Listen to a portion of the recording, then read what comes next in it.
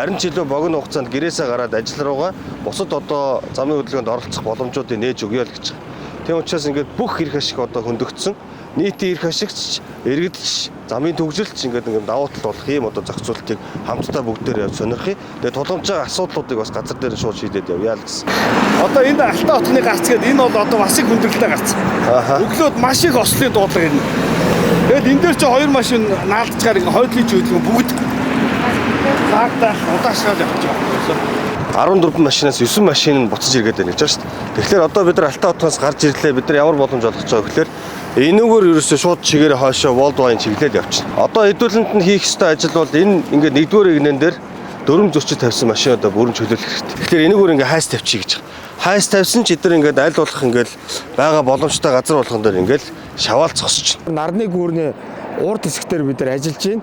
За энэ дээр замын дэд үтсийн томоохон өөрчлөлтүүдийг хийж байна. Нэлээд ялангуяа нарны хорооллоо чиглэсэн, нарны хорооллын орсон суугчтай орц гарцыг өргөтгсөн за боломжуудыг нэлээд гаргаж өгсөн байна.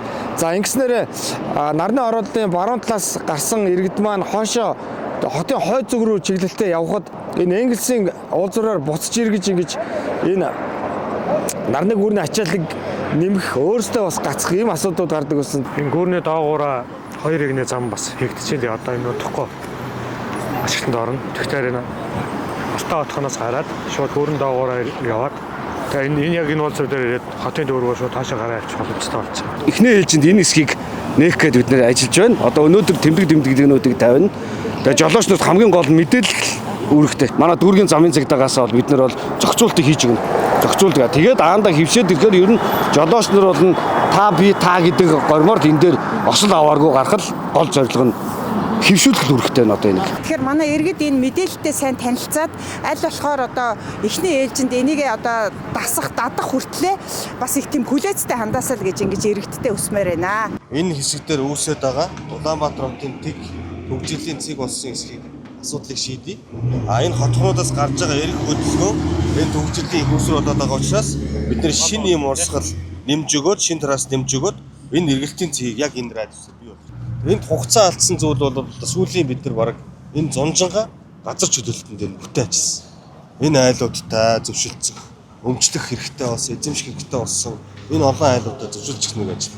Дээр нь энэ доор ингээд Улаанбаатар хотын төв магистрал шугам явж байгаа. Энэ шугамуудыг бүгдийг нэг шилжүүлэх гэдэг бүх ажлуудыг бэлэн болгосон.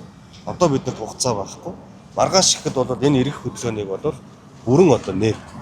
Харин энэ саяны энэ бидний нэг шорон хэсэг байсан шүү дээ. Энэ хэсэг бол нэг 2-7 хоногийн дотор асфальт аваад дуусвал бид нар одоо ингээд Алтан хотхон болон одоо бусад энэ одоо байрнуудаас гарч ирж байгаа иргэдэд бид нар одоо боломжийг нь олгоод тэр хэсгийн зорчих хөдөлгөөнийг 11 сарын 1-ний дотор бүрэн нээж дуусгах.